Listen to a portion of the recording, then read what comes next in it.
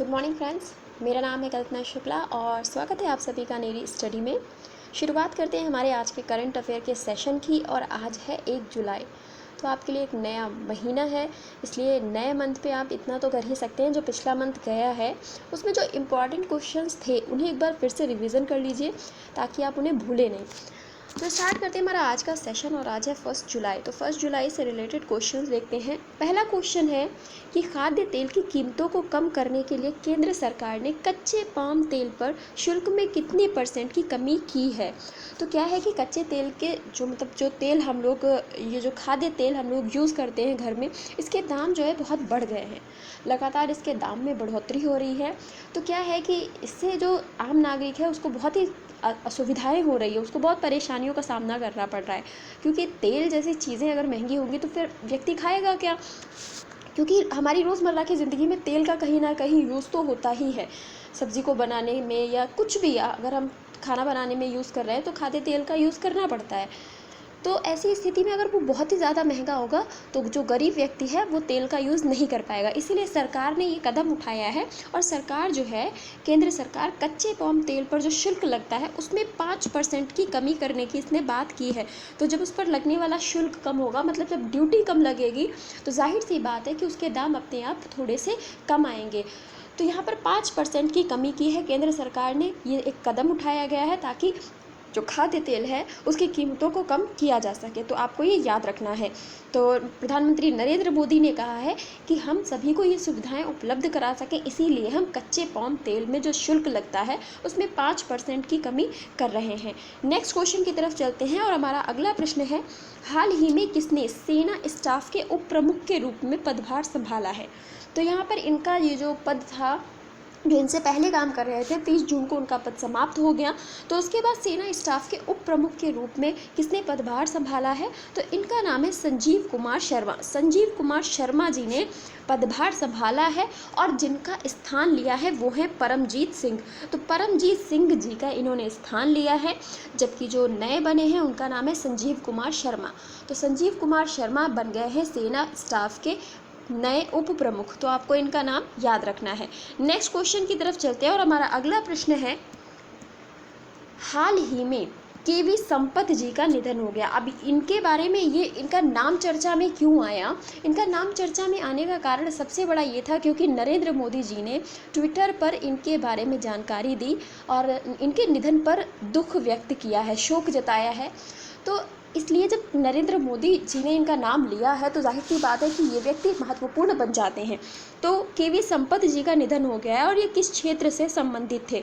तो इनके बारे में अगर हम बात करें, केवी संपत जी ये एक संपादक हुआ करते थे। दैनिक करके कोई न्यूज़पेपर था जिसके संपादक हुआ करते थे और इनका हाल ही में निधन हो गया है, जिसमें प्रधानमंत्री मोदी जी ने ट्विटर पर शोक जताया है इनके बारे में कुछ अच्छे शब्द लिख करके। तो आपको बस इतना याद रखना है, केवी संपत जी एक संपादक हुआ करते थे और हाल ही में इनका निधन हो गया है। चलते हैं हमारे अगले प्रश्न की तरफ। और हमारा अगला प्रश्न है, अमेरिकी राष्ट्रपति जिनका नाम है जो बाइडेन, इन्होंने हाल ही में भारत में किसे अमेरिका का अंतरिम राजदूत नियुक्त किया है। तो भारत में इनको अमेरिका का अंतरिम राजदूत नियुक्त किया गया है जो बाइडेन के द्वारा। तो इनका नाम आपको बताना है कि ये कौन से व्यक्ति हैं जिनको अमेरिकी राष्ट्रपति जो बाइडेन ने हाल ही में भारत में अमेरिका का अंतरिम राजदूत नियुक्त किया है। तो इनका नाम क्या हो जाता है आपको बताना है। तो इनका नाम क्या हो जाता है आपको बताना है। इनका नाम है अतुल कश्यप। अतुल कश्यप जी को हाल ही में नियुक्त किया गया है। तो इनका नाम क्या है, अतुल कश्यप। अतुल कश्यप जी अब भारत में अमेरिका के अंतरिम राजदूत नियुक्त किए गए हैं।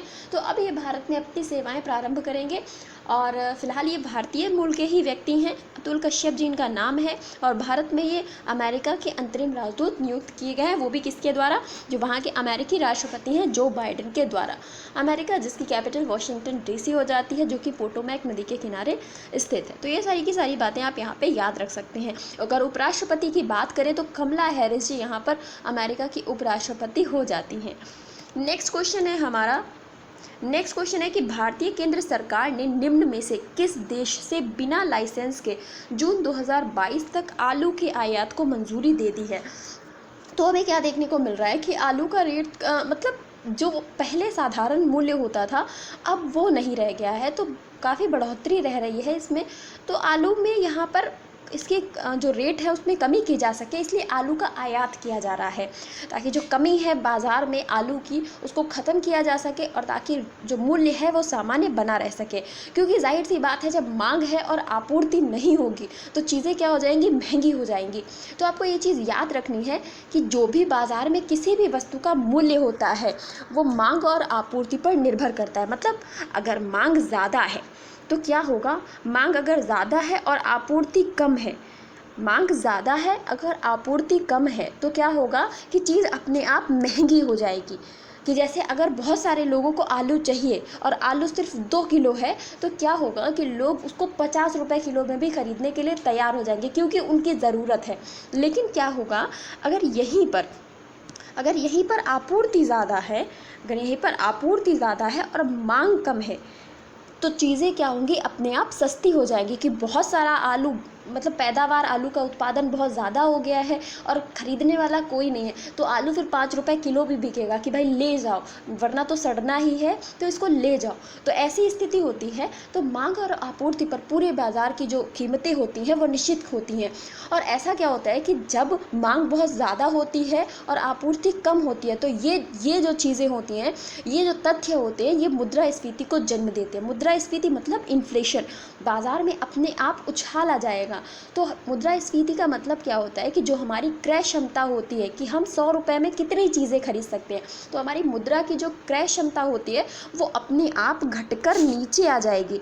और ऐसी ही स्थिति को हम मुद्रास्फीति कहते हैं। तो अगर ऐसा होगा, महंगाई बढ़ेगी तो महंगाई के कारण मुद्रास्फीति बढ़ेगी, क्योंकि महंगाई एक कारक है मुद्रास्फीति का। तो आई होप कि ये सारा जो कॉन्सेप्ट है आपूर्ति और मांग का, ये आपको क्लियर होगा। तो यहाँ पर हमें क्या देखने को मिल रहा है कि भारतीय केंद्र सरकार ने निम्न में से किस देश से बिना लाइसेंस के जून 2022 तक आलू के आयात को मंजूरी दे दी है। तो ये जो देश है ये भूटान है। भूटान से हम जो है बिना लाइसेंस के तो जून 2022 तक आलू आयात करेंगे। तो यहाँ पर भूटान से हम आलू ले रहे हैं, ये बात आपको याद रखनी है।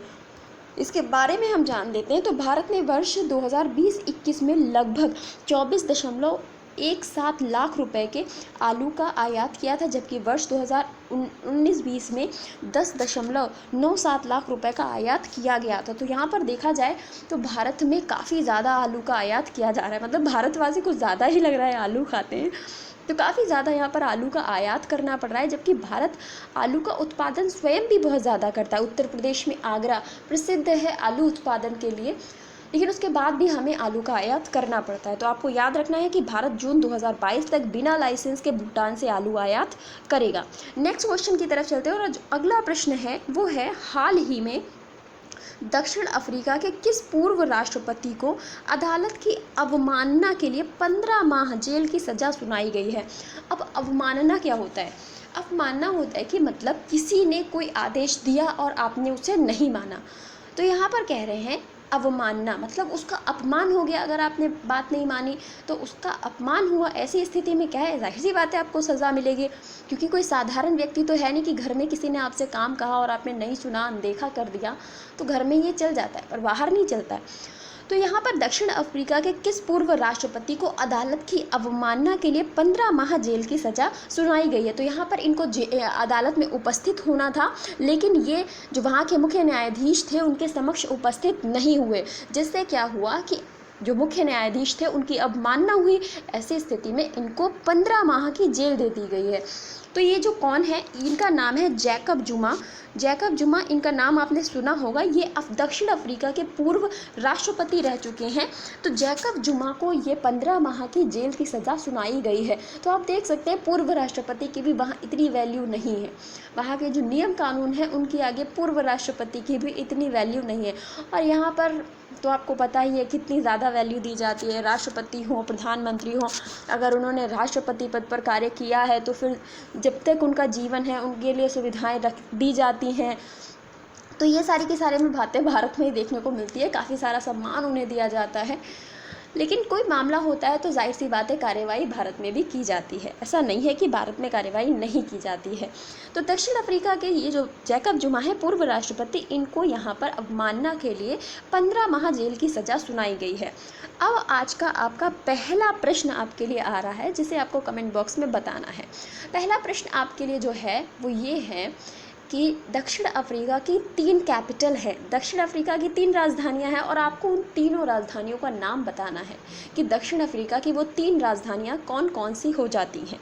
नेक्स्ट क्वेश्चन की तरफ चलते हैं और हमारा अगला प्रश्न है, विश्व सोशल मीडिया दिवस निम्न में से किस दिन मनाया जाता है। विश्व सोशल मीडिया दिवस आपसे पूछा जा रहा है कि कब मनाया जाता है। तो अगर हम बात करें वर्ल्ड सोशल मीडिया डे, तो ये हम 30 जून को सेलिब्रेट करते हैं। 30 जून को मनाया जाता है विश्व सोशल मीडिया दिवस, क्योंकि हम सभी सोशल मीडिया का बहुत ज़्यादा यूज़ करते हैं। तो जाहिर सी बात है, सूचना ये संचार का जो माध्यम है जिसका हम इतना ज़्यादा प्रयोग कर रहे हैं, इसके लिए भी एक दिन, इसके लिए भी जागरूकता के लिए एक दिन मनाया जाना चाहिए। तो 30 जून को विश्व सोशल मीडिया दिवस के रूप में हम मनाते हैं। अगर हम सोशल मीडिया की बात करें तो भारत सोशल मीडिया के जो ये व्हाट्सएप की बात करें या फेसबुक की बात करें, उसमें भारतीय सबसे ज़्यादा ही है, क्योंकि भारतीय इस तरह के जो ऐप्स हैं इनका सबसे ज़्यादा प्रयोग करते हैं। तो यहाँ पर 30 जून बिल्कुल राइट आंसर हो जाता है। नेक्स्ट क्वेश्चन पर चलते हैं। हाल ही में सुप्रीम कोर्ट ने सभी राज्यों और केंद्र शासित प्रदेशों को one nation one ration card system लागू करने का निर्देश दिया है। ये सिस्टम कब लॉन्च हुआ था? मोस्ट इम्पॉर्टेंट प्रश्न है, क्योंकि क्या हुआ है कि कुछ ऐसे राज्य हैं, लगभग सभी राज्य लागू कर चुके हैं, लेकिन कुछ ऐसे राज्य हैं जिनकी आंखें अभी भी नहीं खुली हैं। और आप कह सकते हैं कि वो राज्य में बीजेपी की सरकार नहीं है। हालांकि कुछ ऐसे भी राज्य थे जहां बीजेपी की सरकार नहीं थी, परंतु उन्होंने समय की पराकाष्ठा को देखते हुए क्या हुआ है कि उसे लॉन्च किया है। लेकिन यहाँ पर कुछ राज्य ऐसे हैं जो अभी भी इसे लॉन्च करने के लिए तैयार नहीं है। तो अब हमें क्या देखने को मिलता है कि ये सिस्टम कब लॉन्च हुआ था। पहले तो आपसे ये पूछा जाएगा कि सबसे पहले इसे केंद्र सरकार के द्वारा कब लॉन्च किया गया था। तो अगस्त 2019 की बात है, जब सरकार ने one nation one ration card ये जो योजना थी इसे लॉन्च किया था। तो अगस्त 2019 यहाँ पर बिल्कुल राइट आंसर है। उसके बाद हमें देखने को मिला कि जब ये कोविड क्राइसिस बढ़े तो जल्दबाजी की गई कि इसे जल्द से जल्द लॉन्च किया जाए अपने अपने राज्य में, ताकि जो मजदूर हैं, जो प्रवासी भारतीय हैं, जिनको नुकसान हो रहा है, जिनको बहुत ज़्यादा परेशानी का सामना करना पड़ रहा है, उनको उतना खाद्यान्न के लिए परेशानी न झेलनी पड़े। तो यहाँ पर सुप्रीम कोर्ट ने आदेश दिया है कि सभी राज्य और केंद्र शासित प्रदेश one nation one ration card system को अपने यहाँ लागू करें। तो इसके बारे में थोड़ा सा जानिए कि अब तक 32 राज्य और केंद्र शासित प्रदेश ONORC, अब इसको one nation one ration card का शॉर्ट फॉर्म है, इसमें शामिल हो चुके हैं, जिसमें लगभग 59 करोड़ NFS लाभार्थियों को शामिल किया जा चुका है। लेकिन क्या हुआ है, 4 राज्यों को अभी भी इस योजना में शामिल होना बाकी है। ये राज्य अभी भी शामिल नहीं हुए। उसमें से हमें असम देखने को मिलता है, छत्तीसगढ़, दिल्ली और पश्चिम बंगाल देखने को मिलता है। तो पश्चिम बंगाल में ममता बनर्जी जी की सरकार है, जो कि पहले ही आप कह सकते हैं कि केंद्र सरकार के किसी भी योजना में अपना इंटरेस्ट नहीं दिखाती है, चाहे वो योजना कितनी ही अच्छी क्यों ना हो। बाकी दिल्ली की बात करें तो अरविंद केजरीवाल जी अलग ही अपना राग अलापते रहते हैं। छत्तीसगढ़ की बात करें, भूपेश बघेल जी की यहाँ पर सरकार है, कांग्रेस की सरकार है, पता नहीं कब लागू करेगी। और असम की बात करें तो शायद ये जल्दी लागू कर दे, क्योंकि यहाँ पर सरकार जो है बीजेपी की है, हो सकता है जल्द से जल्द यहाँ पर लागू की जा सके, क्योंकि असम एक ऐसा राज्य है जहाँ पर आबादी बहुत ज़्यादा नहीं है फिलहाल देखा जाए तो, और यहाँ पर सुविधाएं भी अच्छी दी जाती हैं। तो अगर अभी तक नहीं लागू किया गया है तो शायद जल्द से जल्द ये राज्य अपने यहाँ इन सुविधाओं को लागू कर सकते हैं। चलते हैं नेक्स्ट क्वेश्चन की तरफ और अगला प्रश्न है, यूरोपीय संघ का हाल ही में नया वैक्सीन पासपोर्ट जारी हुआ है, इसमें भारत की किस वैक्सीन को शामिल नहीं किया गया है। तो क्या हुआ है कि पहले बात की जा रही थी कि इस वैक्सीन को यहाँ पर शामिल किया जाएगा, लेकिन फिर बाद में यूरोप है यहाँ पर इसने इसे शामिल नहीं किया है। जो यूरोप की मेडिकल एजेंसीज़ हैं वहाँ उसने इस वैक्सीन को शामिल नहीं किया है। तो ये एक हमारे लिए बहुत बड़ी बात है कि हमारी वैक्सीन को शामिल ही नहीं किया गया। तो यहाँ पर कोविशील्ड जो वैक्सीन है सीरम इंस्टीट्यूट की, इसे शामिल नहीं किया गया है। यूरोपीय संघ का ये नया वैक्सीन पासपोर्ट जारी किया गया है। अब ये वैक्सीन पासपोर्ट तो मैंने आपको बताया था कि यदि आप कंट्रीज़ में मुफ्त व्यापार मतलब आवागमन करना चाहते हैं तो उसके लिए ये वैक्सीन पासपोर्ट जारी किया जा रहा है, ताकि ये सुनिश्चित किया जा सके कि जो भी लोग वहाँ आ रहे हैं वो वैक्सीनेटेड हो चुके हैं। इसमें एक ग्रीन पास नाम की भी चीज़ को ऐड किया गया है। ये ग्रीन पास एक नया शब्द जोड़ा गया है, तो इससे रिलेटेड भी है कि ग्रीन पास होना ज़रूरी है। ग्रीन पास मतलब कोविड वैक्सीन आपके लगा होना ज़रूरी है। लेकिन ऐसा क्या है कि इसको अनिवार्य नहीं बनाया गया है। ये भी चीज़ हमारे सामने निकल कर आई है कि ये जो वैक्सीन का ये जो पासपोर्ट है, जिसमें जो ग्रीन पास बताया जा रहा है, ग्रीन पास को अनिवार्य नहीं बताया गया है। फिर यहाँ पर क्या है, भारत की प्रतिक्रिया भी यहाँ पर देखने को मिली है, क्योंकि G7 की जब बैठक हुई थी तो डॉक्टर हर्षवर्धन ने इस वैक्सीन पासपोर्ट का खुलकर विरोध किया था। उन्होंने कहा था कि ये जो वैक्सीन पासपोर्ट है उन विकासशील देशों के लिए बहुत बड़ी चुनौती है, क्योंकि अभी विकासशील देशों में पूर्ण रूप से वैक्सीनेशन नहीं हो पाया है, जिसमें से भारत भी एक है, क्योंकि भारत में भी पूर्ण वैक्सीनेशन नहीं हो पाया है। अब इसका रीज़न ये भी है कि सरकारें उतनी ज़्यादा एक्टिव नहीं है कि लोगों का वैक्सीनेशन करवाएं, और फिर लोग भी एक्टिव नहीं हैं। लोगों का एक्टिव ना होना भी बहुत बड़ी कमी है कि लोग वैक्सीन लगवाना ही नहीं चाहते। तो ऐसी स्थिति में क्या है कि कहा है कि यहाँ पर तो भेदभावपूर्ण नीतियाँ हो जाएंगी, कि भेदभाव किया जा रहा है उन देशों के साथ में जहाँ पर पूर्ण वैक्सीनेशन नहीं है। तो भारत सरकार ने इसका खुलकर विरोध किया है और कहा ये वैक्सीन पासपोर्ट जो है भेदभाव की भावना को बढ़ावा देता है। ऐसा भारत की तरफ से प्रतिक्रिया आई है। तो आपको याद रखना है कि ये जो नया वैक्सीन पासपोर्ट यूरोपीय संघ EU के द्वारा जारी किया गया है, तो मतलब यूरोपियन कंट्रीज़ में अगर किसी को जाना है तो यहाँ पर ये वैक्सीन पासपोर्ट होना चाहिए, और इसमें कोविशील्ड वैक्सीन को शामिल नहीं किया गया है। अब किन किन को शामिल किया है ये भी देख लीजिए। तो इसमें जो है 4 टीके शामिल किए गए हैं। एक तो है वैक्सरजेविया जो ऑक्सफोर्ड और एस्ट्राजेनेका का है, कोमिरनाटी जो कि फाइज़र और बायोनटेक का है, स्पाइस वैक्स जो कि मॉडर्ना का है, और जॉनसन एंड जेनसन है जो जॉनसन एंड जॉनसन कंपनी का है।